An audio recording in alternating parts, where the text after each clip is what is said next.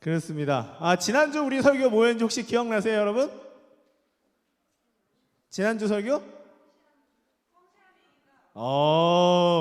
곽현주 자매님 지난주에 안 오지 않았었나? 왔었구나. 미안해요. 네. 일부러 상처 주려고 그러는 건 아니야. 네. 다만 제 이 머리가 장식품이라 가지고. 네.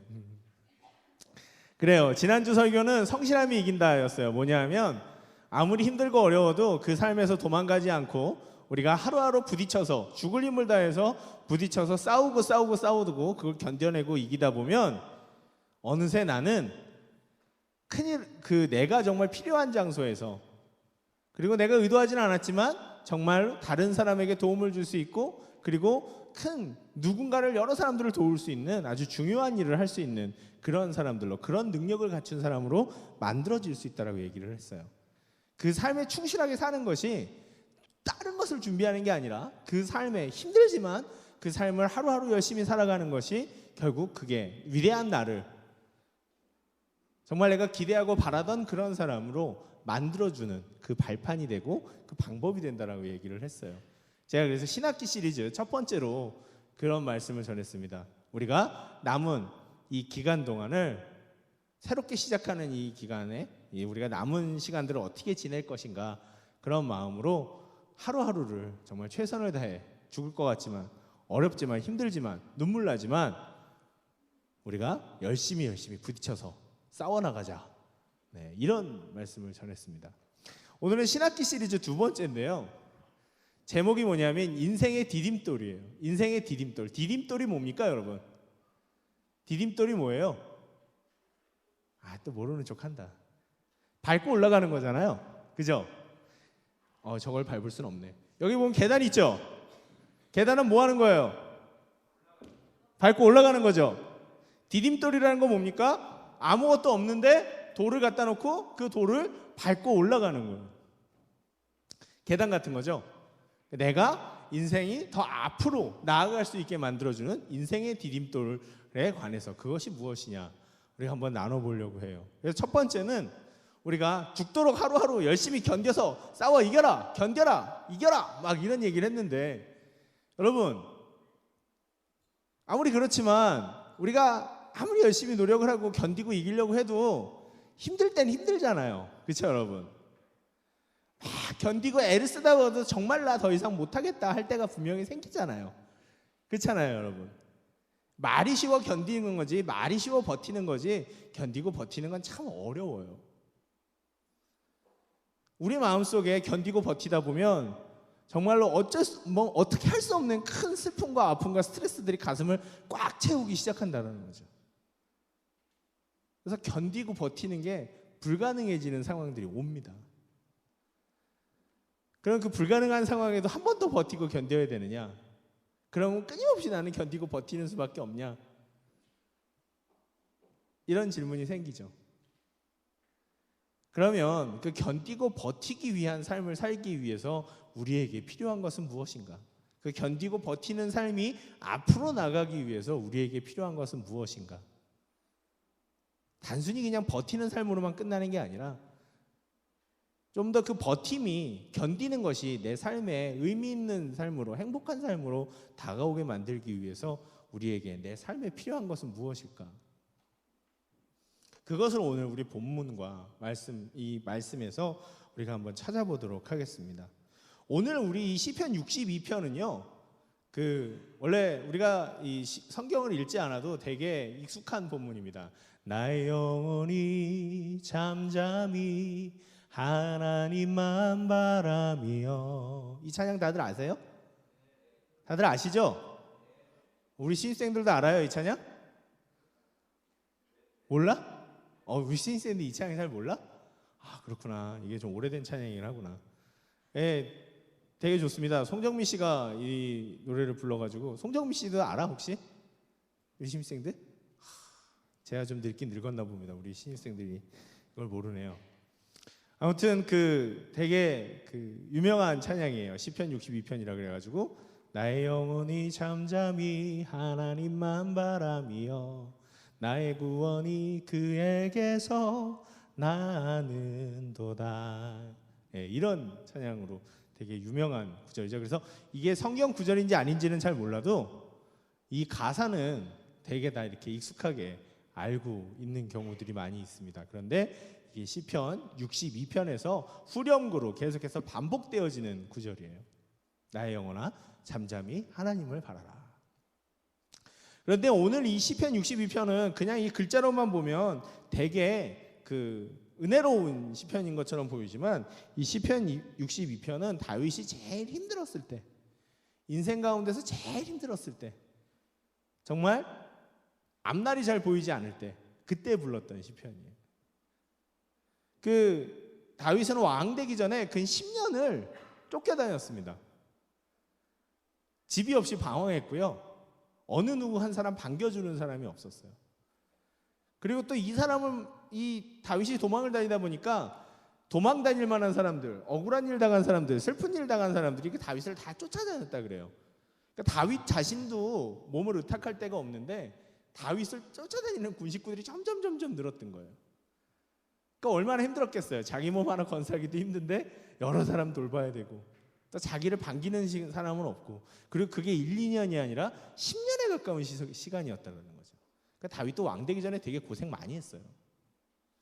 그런데 그 사람의 그 가장 어두웠던 삶 속에서 불렀던 이 시편이 바로 이 시편 62편이라는 거예요.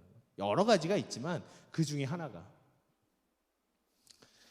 그래서 다윗도 정말로 그 하나님 앞에서 힘들고 어려운 그 순간을 살았던 거죠. 그런데 여러분, 우리가 버티고 견디고 하는 그것이 있지만 혼자서 버티고 견디고 하라 그러면 아무리 내가 악을 쓰고 애를 써도 그 버티는 데는 한계가 생깁니다. 그래서 내가 힘든 일을 버티는 데는 나 혼자서 버티는 게 아니라 누군가가 같이 있어줘야 돼요. 내가 힘들 때 찾아가서 얘기하고 내가 힘들 때 찾아가서 기댈 수 있는 그런 사람들이 필요하다는 거죠. 그래서 사람은 혼자 살 수가 없어요.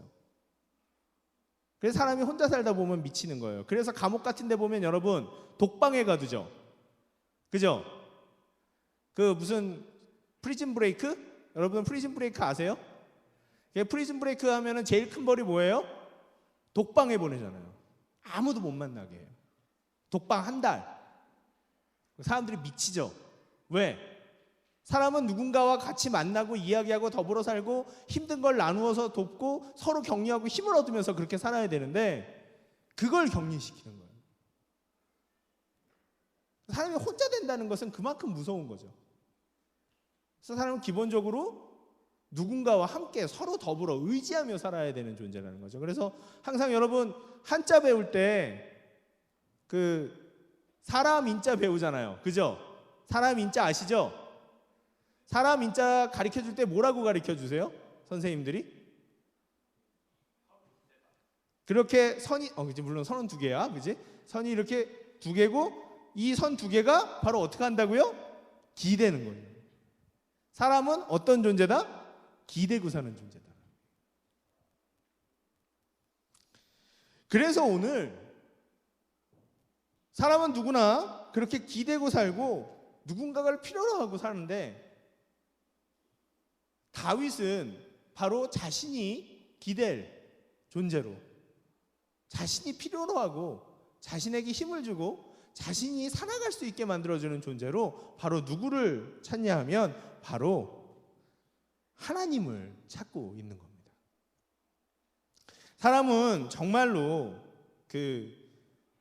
누군가에서 기대고 살고 그 기대고 산다는 것은 그 기대는 존재가 서로에게 위로가 되고 힘이 되고 능력이 된다라고 하는 것인데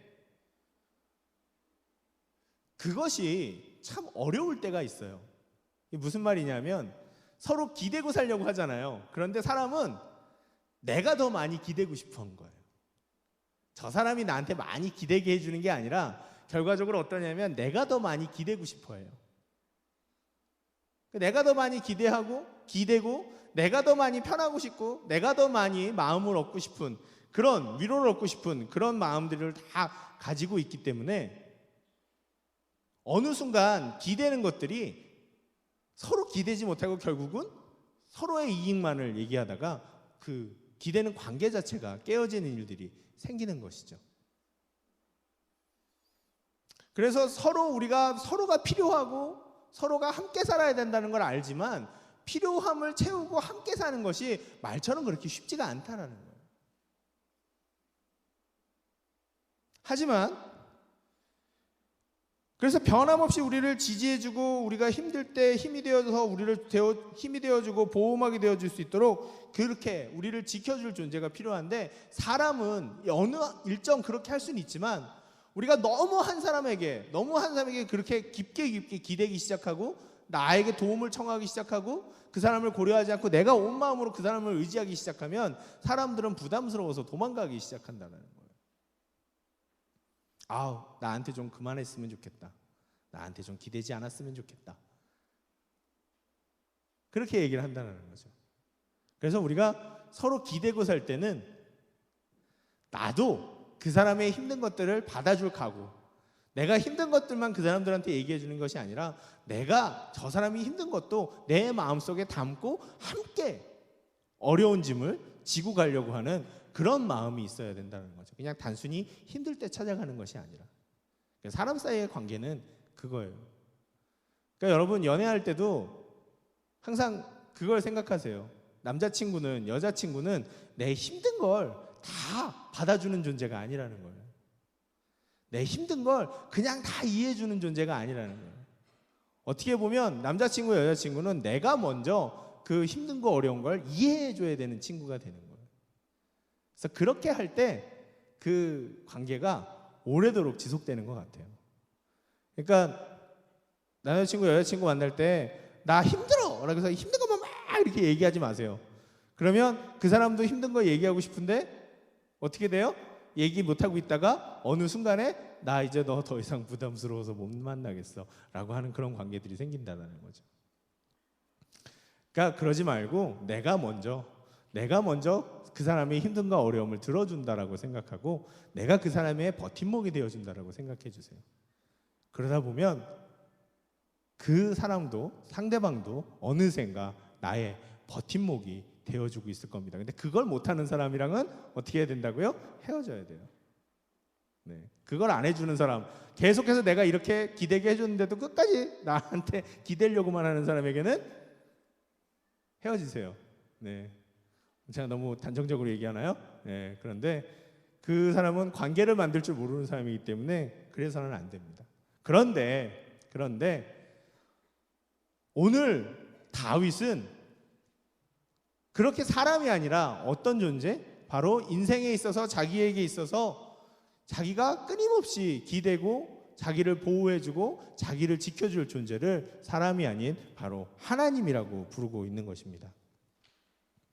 우리는 모두가 삶의 피난처가 필요해요.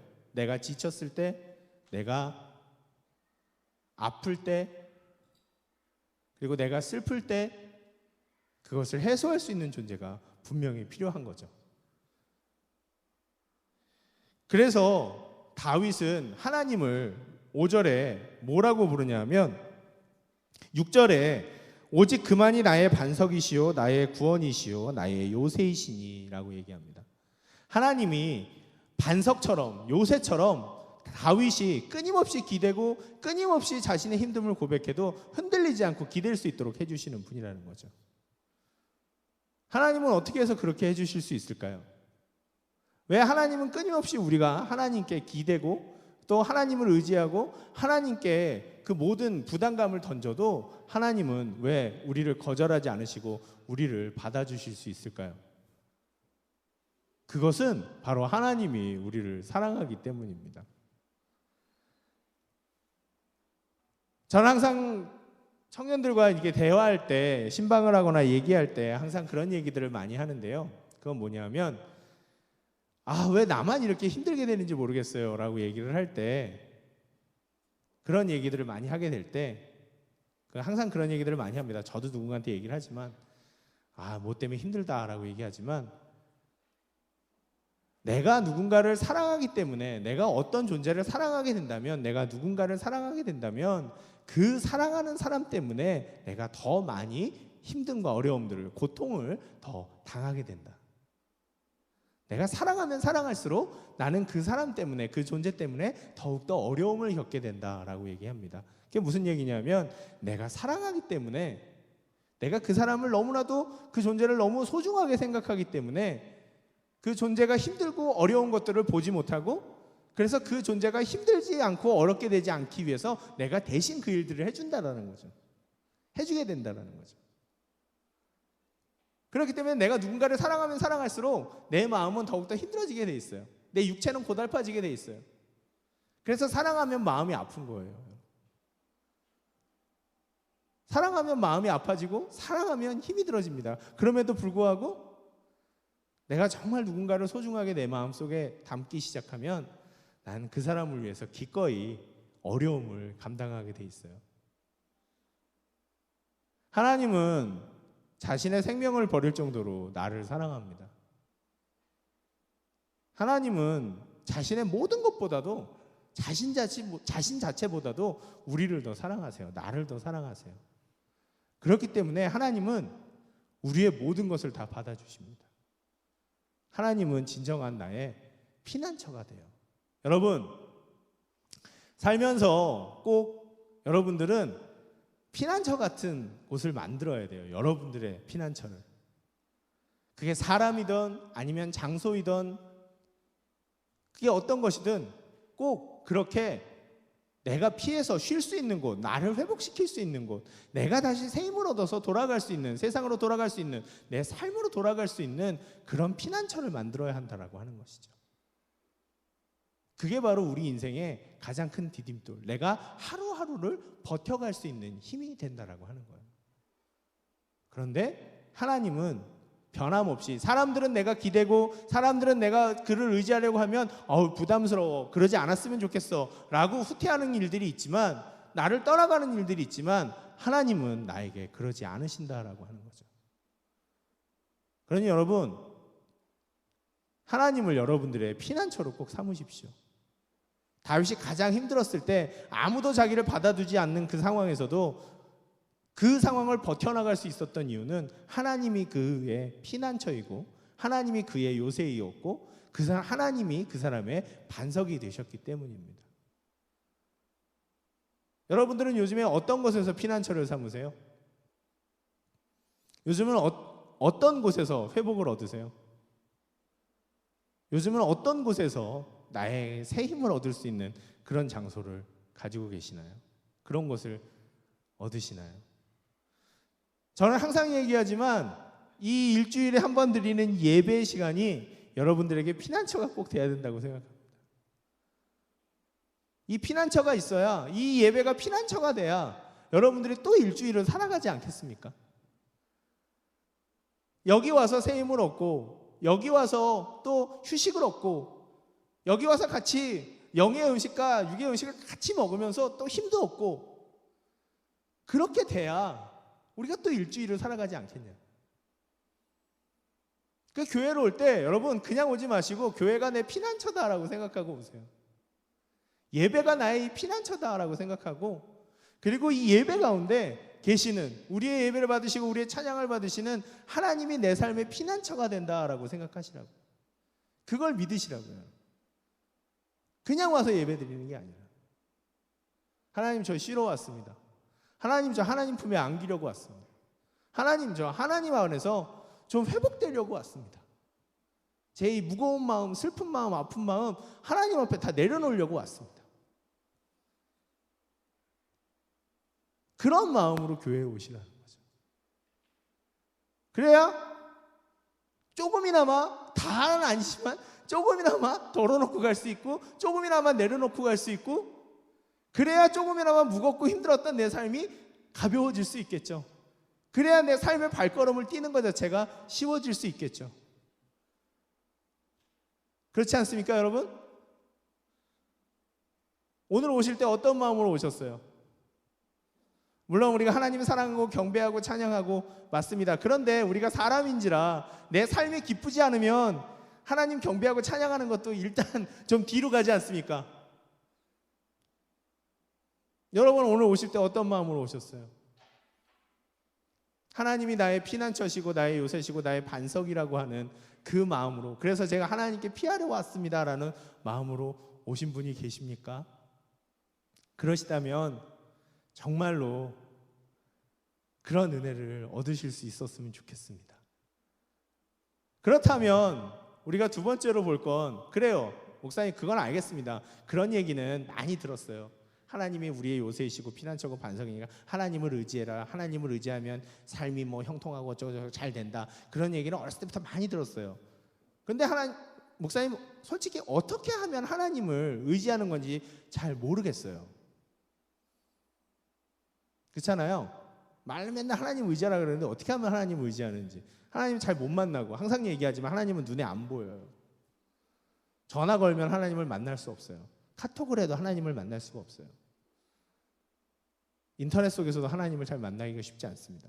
우리가 인식할 수 있고 우리가 만날 수 있는 여러 가지 도구로 하나님을 쉽게 못 만나요. 그런데 어떻게 만나지 못하는데 어떻게 하나님을 그죠?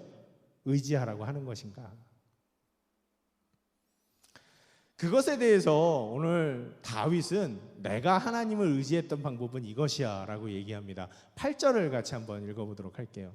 제가 참 좋아하는 거죠. 여러분 우리가 수련회 가서도 읽었고 또 같이 읽었을지도 몰라요. 62편 8절 같이 한번 읽어보도록 하겠습니다. 시작. 백성들아 시시로 그를 의지하고 그의 앞에 마음을 토하라. 하나님은 우리의 피난처시로다. 아멘. 백성들아 시시로 그를 의지하고 라고 했는데, 그 의지하는 방법이 바로 뭐냐면 그의 앞에 마음을 토하라 라고 얘기합니다. 저랑 만났던 친구들은 제가 이 얘기를 하는 걸 여러 번 들었을지도 모르겠습니다만, 하나님이 우리에게 피난처가 되어주시고 휴식을 주시는 방법은 하나님 앞에 마음을 토하게 하시기 때문인 거예요. 여러분, 이 마음을 토하다라는 표현에 주목하십시오. 여러분, 토하는 건 어떤 겁니까? 여러분, 토하는 건 어떤 거예요? 그래서 지저분한 거 맞아요. 지저분한 거 맞는데, 토한다는 행위 자체가 어떤 겁니까, 여러분? 속에 있는 게 다 나오는 거죠? 그죠? 이게 속에 있는 게 다 나오는 거예요. 그래서 지저분한 거예요. 나오면 안 돼 있는 상태에 있는 것들이 이렇게 막 나오는 거죠. 그런데 우리가 어때요? 체하면 어떻습니까, 여러분? 물론 머리 아파. 피로해. 진짜 고맙다. 나는 진짜 피로밖에 없는 것 같아. 체하면 머리도 아픈데, 체하게 되면 제일 심하게 체했을 때 우리가 어떤 증상이 일어나요? 토하게 되죠. 그야말로 토하게 돼요.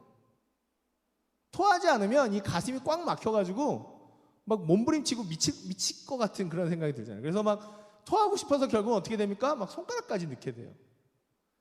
물론 뭐 꼭 체하지 않아도 여러분, 우리가 너무 이렇게 다른 건가 무엇인가를, 물이 아닌 물과 비슷한 거를 이렇게 많이 마시게 되었을 때, 그죠? 길에 이제 우리가 저녁 뭐 먹었는지 이렇게 확인하고 이렇게 하게 되는 경우도 있어요. 피자도 만들고, 그죠? 페퍼로니 피자도 만들고 뭐 치즈 피자도 만들고 하는 경우들이 있죠. 근데 그럴 때도 어때요? 괴로울 때는 어떻게 됩니까? 손가락을 넣어서라도 안에 있는 걸 다 토하고 싶은 거예요. 우리 삶의 어려움이 주는 스트레스, 우리 삶의 어려움이 주는 슬픔과 아픔과 고통이라는 것은 우리 삶에 그런 식으로 가슴에 쌓이기 시작합니다. 어디든가 우리가 그것을 배출해내지 않으면, 드러내지 않으면 우리 가슴 속에 나가지 않고 계속 점점 뭉쳐서 나중에는 위아래로도 나가지 않는 꽉 뭉친 것처럼, 막힌 커다란 돌덩이처럼 우리 가슴 속에 남습니다. 화병이란 말 들어보셨죠, 여러분? 그죠? 화병, 우리나라에만 있는 병이래요. 그래서 영어로도 화병 이렇게 쓴대요. 다른 말이 아니라 화병이라고 쓴대요. 근데 화병이라는 게 뭐냐면, 내가 너무 힘든데 그 힘든 걸 어떻게 풀 수가 없고 얘기할 데가 없어서 맨날 가슴속에 꽁꽁꽁꽁 하고 있다 보니까 그게 결국은 내 몸을 망치는 거죠. 그래서 그게 결국 어느 순간 퍽 터져가지고 사람이 으악 하다가 죽는 거래요. 쓰러져서. 그게 화병이래요. 그걸 우리가 배출해내지 못하고 꺼내내지 못하면, 잘못하면 우리가 죽어요. 삶이 망가진다는 거죠. 그런데 그런 거일수록 쉽게 나옵니까? 안 나옵니까? 쉽게 안 나온다는 거예요. 여러분, 여러분의 삶에서 진짜 힘든 일을 누군가에게 쉽게 얘기할 수 있나요? 정말 내 마음을 힘들게 하고 아프게 하는 내 인생의 어려움을 아무에게나 쉽게 팍팍 하고 얘기할 수 있던가요? 아니요, 그렇지 못하죠. 정말 친한 사람이라도 잘 얘기하기가 쉽지 않아요.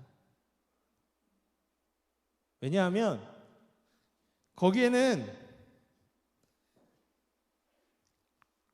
첫 번째로는 내가 그것을 누군가에게 꺼낼 용기가 없을 때도 있고, 두 번째는 내가 이 이야기를 저 사람한테 얘기하면 저 사람이 나를 어떻게 볼까? 저 사람이 나를 어떻게 생각할까라고 하는 이런 두려움 때문이기도 하고, 그리고 또 그런 경험들도 있죠. 내가 믿고 누군가에게 다 내 삶의 얘기를 했는데 그게 그 사람만 간직할 줄 알았더니 그게 어느새 소문으로 다 퍼져 있어. 그래서 어머, 쟤 그렇대, 쟤 그렇네, 쟤 지금 상황이 그렇대, 어머 쟤 어떡하니? 아유 안 됐다 이러기도 하고, 아유 내가 그럴 줄 알았다, 뭐 이런 식으로 얘기하는 일들을 경험하기도 하는 거죠. 그러다 보니까 사람들은 저 사람이 나를 어떻게 생각할까라고 그것이 두려워서 얘기를 못하기도 하지만, 내가 얘기를 했을 때 그 비밀이 지켜지지 않을까 봐, 그래서 나를 가지고 왔던 내 삶의 껍데기들이 다 깨져버릴까 봐, 망가져버릴까 봐 그런 얘기들을 하기가 두려울 때가 있습니다. 그래서 아무리 힘들고 어려운 것들이 힘들어도 해소되지 못하고 가슴속에 계속해서 그것이 응어리로 남아있을 때가 있는 거죠. 마치 그것이 고질적인 부상처럼. 맨날 운동선수들, 왜 잘하는 선수들이라도 고질적인 부상이 있으면 제 컨디션을 발휘하지가 못하잖아요. 그죠? 그 요즘에 슈퍼파워 현주엽, 그죠? 힘을 내요 슈퍼파워, 이거. 그 슈퍼파워 현주엽이 정말 농구를 잘하는 선수지만 선수 생명이 되게 짧았어요. 왜냐하면 이 발목이 고질적인 부상을 가지고 있었거든요. 컨디션이 좀 올라오려면 발목 다치고 또 재발하고. 그래서 서장훈보다 한 7, 8년 이상 빨리 은퇴했어요. 현주엽이. 고질적인 부상이라는 것은 그 삶에서 변하지 않고 계속해서 나를 아프게 한다는 것은 그만큼 우리가 삶 속에서 내 삶을 충실히 살아내지 못하게 만들어요. 힘들게 만든다는 거죠. 근데 그걸 해결하기 위해서는 어떻게 해야 돼요? 억지로라도 끄집어내야 되고, 수술하는 것처럼 해서라도 그걸 끄집어내야 되는데 그게 쉬운 일이 아닌 거죠. 그래서 오늘 성경은, 다윗은 내가 하나님을 의지했던 방법은 그 꺼내내기 힘든 것들을 토하는 것처럼이라도 하나도 남김없이 하나님 앞에 다 꺼내놨다라고 하는 겁니다. 여러분, 하나님 앞에 마음을 토하십시오. 그냥 하나님 앞에 왔다가 그냥 돌아가지 마십시오. 그냥 예배에 왔다가 돌아가지 마세요. 기도할 때 그냥 고개 숙였다 가지 마세요.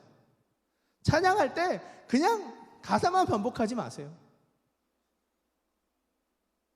여러분들의 힘들고 아픈 그 마음들을 하나씩 끄집어내기 시작하세요. 토해내기 시작하시라고. 하나님한테 말하라고. 하나님은 비밀을 잘 지키십니다. 하나님한테 얘기했다고 그게 소문나는 거 경험해 본 적 있으세요? 아니요, 절대로 그런 일 없어요.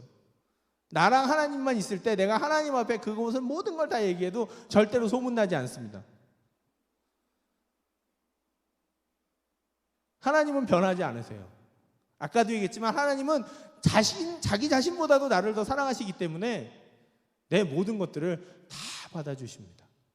내 마음속에 아무리 더럽고 남들에게 보여줄 수 없는 나만의 더러운 찌꺼기라도 우리가 하나님 앞에 토하기 시작할 때, 다 끄집어내면서 얘기하기 시작할 때, 하나님 정말 제 마음이 이것 때문에 힘들고 아픈데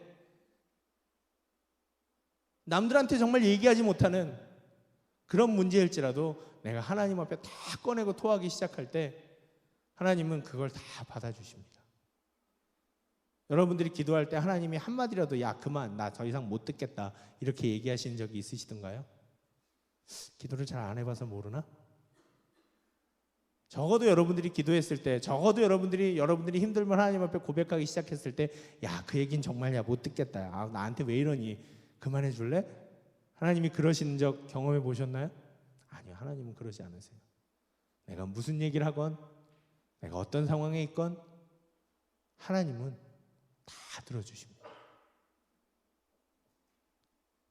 내 감정이 지저분한 것까지도, 내가 누군가를 정말 죽이고 싶도록 미워하는 감정이 생긴 것까지도 내가 하나님 앞에 다 끄집어내고 버리기 시작할 때 하나님은 그걸 있는 그대로 다 받아주세요. 그러니까 우리가 하나님 앞에 마음을 토하는 거예요, 여러분. 그냥 내 마음을 꺼내놓지 마십시오. 있는 그대로 다 꺼집어 넣으세요. 안 나오려고 하면 정말 손가락이라도 집어넣어서 기를 쓰고 애를 써서라도 여러분들의 마음속에 있는 고통의 찌꺼기들을, 고통의 상처들을, 고통의 고름들을 다 끄집어 내십시오. 그럴 때 하나님은 나의 이 감정의 쓰레기통이 되어주셔서, 나의 쓰레기통이 되어주셔서 내 지저분하고 험하고 모든 것들을 다 받아가십니다. 그리고 나는 살아갈 수 있도록 만들어주세요. 그분이 바로 하나님이십니다. 여러분들이 버티고 견디고 힘들 때, 정말 내가 버티다 못해서 더 못 견디겠다 싶을 때, 그걸 여러분들의 마음속에 쌓아두지 마시고 이 예배, 아니면 여러분들의 큐티의 시간에, 여러분의 개인의 기도의 시간에 가지고 나와서 하나님 이거입니다, 이거였습니다. 때로는 근데 우리가 체했을 때도 내가 뭘 먹고 체했는지 모를 때가 있잖아요. 여러분 그렇죠? 내가 왜 이렇게 아픈지 모를 때가 있어요. 왜 이렇게 가슴이 답답한지 모를 때가 있어요. 근데 그건 병원 가봐야 아는 거잖아요. 그렇죠? 그래서 우리가 하나님 앞에 마음을 토하려고 해도 그게 잘 안 될 때가 있어요. 그럴 때 저는 이렇게 합니다. 나보다 더 나를 잘 아시는 주님. 로마서 8장 28절에 보면 그렇습니다. 8장 26절인가요? 우리가 마땅히 빌바를 알지 못하나 나는 어떻게 기도해야 될지 모르지만 우리를 위하여 정말 탄식하면서 맨날 기도하시는 분이 계신데, 그분이 누구시라고요? 바로 성령님이시라고요. 그분은 나보다 나를, 내가 왜 아파하는지, 내가 왜 슬퍼하는지를 너무나도 잘 아시는 분이시라는 거죠. 그래서 내가 정말 왜 이렇게 아픈지, 내가 뭘 기도해야지 가슴은 답답한데 기도가 안 나올 땐 그렇게 기도하셔도 됩니다. 성령 하나님, 내가 왜 이렇게 마음이 답답한지, 왜 이렇게 인생이 힘든지 고달픈지 나로 하여금 알게 해주십시오. 내 입술로 고백하면서 깨달을 수 있도록 해주십시오. 그래서 다 토해낼 수 있도록 해주십시오. 그렇게 기도하면 내가 뭐 때문에 아픈지 슬픈지 또 알게 해주시고 고백할 수 있게 해주세요. 저는 맨날 그렇게 기도해요. 기도하다가 기도가 안 될 땐, 마음은 힘든데 정말 이게 뭐지? 라는 생각이 들 땐 저는 항상 그렇게 기도합니다. 근데 그렇게 기도하고 하나님 저로 하여금 내 입술로 고백하면서 기도하게 해주세요라고 기다리면 하나님 그때마다 항상 알게 해주세요. 내 문제가 뭔지 고백하게 해주시고, 이거였구나 하고 하나님 앞에 토하며 또 눈물 흘리고 그러면서 그것을 이길 수 있도록 해주시더라고요. 그러니 여러분, 하나님 앞에 여러분들의 마음의 힘든 마음들을, 인생의 고통들을 토하는 것들을 절대로 망설이지 마십시오. 그 지저분한 것들 어떻게 다 꺼낼 수 있을까? 걱정하지 마십시오. 청소는 주님이 하십니다. 깨끗게 하시는 것은 주님이 하십니다. 예수님이 그러셨어요. 아프지 않은 사람에게는, 건강한 자에게는 의원이 쓸데없다라고 얘기하셨어요. 맞아요. 죄인에게야 내가 쓸데가 있다. 여러분들이 아프기 때문에, 여러분들이 힘들기 때문에 예수님이 필요한 거지, 아프지도 않고 힘들지도 않은데 예수님이 왜 필요하겠어요? 그렇습니까 여러분? 치우고 낫게 하고 깨끗하게 되는 거, 그런 건 신경 쓰지 마세요. 그건 우리의 몫이 아닙니다. 그건 하나님의 몫이에요. 예수님의 몫이에요. 우리는 늘어놔도 상관없어요. 그저 하나님 앞에서만 늘어놓으면 됩니다. 우리 윤성이가 딴 데 가서 늘어놓고 장난치면 내가 가서 못 치우지만 제 앞에서 막 늘어놓고 이러면 제가 쫓아내면서 정리하겠죠? 그렇습니까 여러분? 딴 데 가서 그러면 오히려 인생이 망가질 수 있지만 하나님 앞에서 난장판 피는 건 괜찮아요. 왜? 하나님이 수습하시거든요. 그렇다고 교회에서 막 이러는 게 아니라 하나님 앞에서 남들에게 이야기하지 못하는 여러분들의 지저람은 모두, 그 힘든 모든 것들을 다 토해내십시오. 그러면 여러분들의 삶이 그 무거운 족쇄들이 끌려나가기 시작하고 풀려나기 시작하고 자유로워지고 그 무거웠던 인생이 가벼워지고 어려운 일들이지만 그것을 다시 이겨나갈 수 있는 힘들이 생기게 된다는 겁니다. 저는 우리 박주영 간사님이 참 대단한 것 같아요. 왜냐하면 저는 가끔씩 이렇게 하다 보면 설교 끝나고 나면 이런 찬양 부르고 싶다 이렇게 생각할 때가 있거든요. 근데 오늘 그 찬양이 나왔어요. 무슨 찬양인지 알겠죠? 모르겠어요? 맨 마지막에 불렀잖아요. 온 맘 다해. 저는 그래서 이 찬양을 우리가 같이 한번 부르면서 오늘 이 설교의 본문들을 실행해보고 그러면서 여러분들의 마음속에 있는 걸 조금이나마 실제로 우리가 덜어놓고 가는 시간들을 가졌으면 좋겠어요. 큰 소리로 기도하지 않아도 좋습니다. 기도하지 않아도 괜찮아요. 하지만 우리가 찬양을 기도하면서 기도할 사람은 기도하고 찬양을 부르면서 진실로 하나님, 제 마음을, 제 힘든 것들을 주님 앞에 쏟습니다. 주님 받아주십시오. 주님 받아주십시오. 내 모든 것을 아시는 주님께 감출 것이 없습니다. 잠깐이라도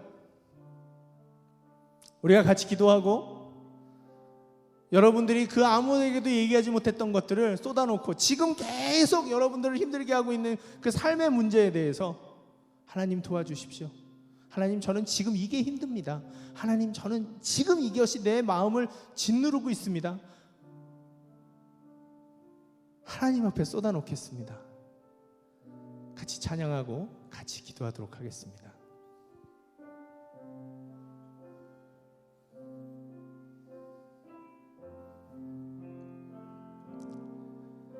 주님과 함께하는 이 고요한 시간, 주님의 보좌 앞에 내 마음을 쏟네. 모든 것 아시는 주님께 감출 것 없네. 내 마음과 정성 다해 주 바라나이다. 다시 한번 처음부터요. 내 마음과 함께하는 이 고요한 시간, 주님의 보좌 앞에 내 마음을 쏟네. 모든 것 아시는 주님께 감출 것 없네. 내 마음과 정성 다해 주 바라나이다. 온 마음 다해 사랑합니다. 온 마음 다해 주 알기 원하네. 내 모든 삶 당신 것이니 주만 섬기리. 온 마음 다해. 다시 한번 처음부터요. 주님과 함께하는 이 고요한 시간, 주님의 보좌 앞에 내 마음을 쏟네. 모든 것 아시는 주님께 감출 것 없네. 내 마음과 정성 다해 주 바라나이다. 온 마음 다해 사랑합니다. 온 마음 다해 주 알기 원하네. 내 모든 삶 당신 것이니 주만 섬기리. 온 마음 다해. 이 시간에는 우리가 조용하게 다 같이 크게 입 밖으로 내지 않아도 됩니다. 하지만 고백하십시오. 토하십시오, 여러분. 토해내세요. 혼자만 가슴속에 간직하지 마시고 다 들어주고 다 치워주고 여러분들의 마음을 자유롭게 해줄 하나님이 기다리고 계십니다. 하나님이 내 삶의 피난처이세요. 견디고 견디는 그 삶의 피난처이십니다. 잠시만 우리가 조용하게 같이 기도하도록 하겠습니다.